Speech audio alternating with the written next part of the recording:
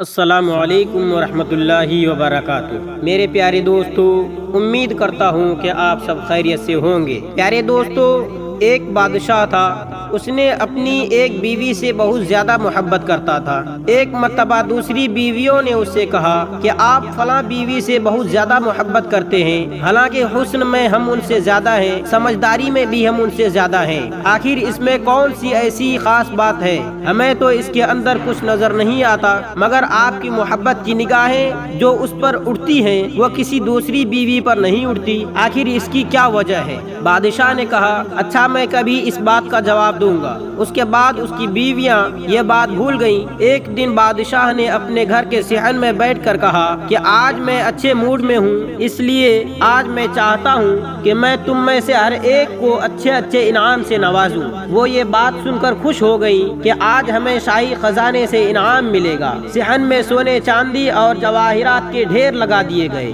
بادشاہ نے ان سب کو بلا کر کہا کہ اس صحن میں جو چیزیں بھی پڑی ہوئی ہیں، ان میں سے جس چیز پر جو بیوی بھی ہاتھ رکھ لے گی اس کو وہ چیز انعام کے طور پر دے دی جائے گی۔ چنانچہ جس وقت میں اشارہ کروں تم دوڑ کر اپنی پسند کی چیزوں پر ہاتھ رکھ لینا۔ بیویاں تیار ہو گئی اور انہوں نے اپنی اپنی پسند کی چیزوں پر نگاہیں جما لی۔ کسی نے یاقوت کے اوپر، کسی نے ہیرے کے اوپر، کسی نے سونے کے اوپر، کسی نے چاندی کے اوپر۔ بادشاہ نے اشارہ کیا تو بیویوں نے دوڑ کر اپنی اپنی پسندیدہ چیزوں پر ہاتھ رکھ لیے، لیکن وہ بیوی جس پر اس کی محبت کی خاص نظر رہتی تھی وہ اپنی جگہ کھڑی رہی۔ جب سب نے دیکھا کہ ہم نے قیمتی چیزوں پر ہاتھ رکھ لیے ہیں مگر اس نے کسی چیز پر ہاتھ نہیں رکھا تو وہ ہنسنے لگی اور بادشاہ سے کہنے لگی، بادشاہ سلامت، میں کہا کرتی تھی کہ یہ بے وقوف ہے اور اس کے اندر عقل کی کمی ہے، آج اس کی عقل کی کمی کھل کر سامنے آ گئی ہے، یہ تو صرف سوچتی ہی رہی، لہٰذا